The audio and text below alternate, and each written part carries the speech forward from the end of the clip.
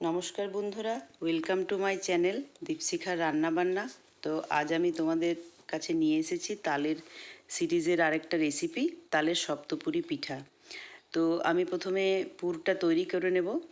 তো এই দেখো, আমি ওভেনে কড়াই বসিয়ে নিয়েছি।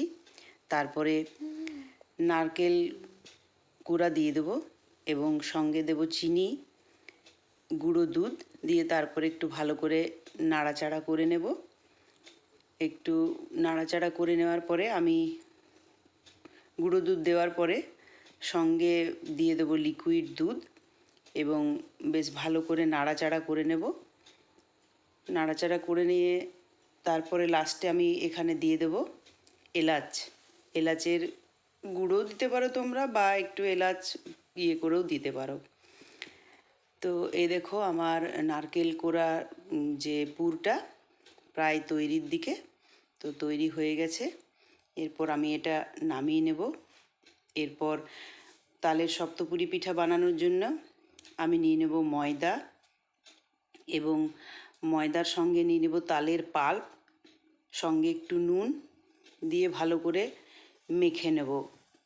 বেশ ভালো করে সবটা মেখে নিয়ে এরপর আমি মাখা হয়ে যাওয়ার পরে লাস্ট একটু সাদা তেল দিয়ে দেব।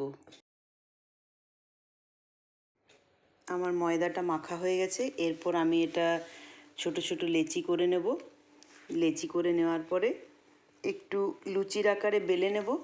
বেলে নিয়ে আমি পুরটা দিয়ে দেবো। দিয়ে পুরটা দেওয়ার পরে তোমরা দেখো আমি এইভাবে সপ্তপুরি পিঠেটা ভাঁজ করছি। তোমরা এটা একটু ভালো করে দেখে নাও। তো এই দেখো, বেশ এক পাশ থেকে আমি এটা ময়দাটা, লুচিটা যেটা বেলেছি, এক পাশ থেকে নিয়ে এরকম আঙুল দিয়ে চাপ দিয়ে দিয়ে আমি এটা এই আকারে গড়ে নেব।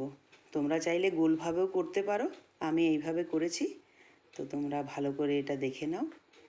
তো এই যে আমার সপ্তপুরি পিঠেগুলো একে একে তৈরি হয়ে যাচ্ছে। তোমরা দেখো, আমার পিঠেগুলো মোটামুটি তৈরি হয়ে গেছে। এরপর আমি এগুলোকে সাদা তেলে ভেজে নেব। আমি কড়াই বসিয়ে দিয়েছি। কড়াইয়ে সাদা তেল দিয়ে দিয়েছি। তোমরা চাইলে সাদা তেলের সঙ্গে একটু ঘিও দিতে পারো, বেশ ফ্লেভারটা ভালো আসবে, টেস্টও হবে।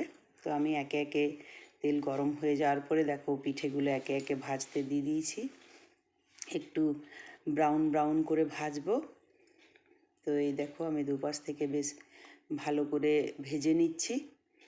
তো ভাজতে ভাজতে দেখো, যখন হয়ে যাবে তখন বেশ পিঠেগুলো ফুলে উঠবে। তো এই দেখো, আমি দুপাশটা বেশ লাল লাল করে ভেজে নিচ্ছি। তো সবশেষে আমি এগুলোকে নামিয়ে নেব। দেখো, আমার পিঠেগুলো প্রায় তৈরি হয়ে গেছে। তো এটা হচ্ছে আমার সপ্তপুরি পিঠের ফাইনাল লুক। তোমার যদি আমার রেসিপিটা ভালো লেগে থাকে তো please like, comment, share and subscribe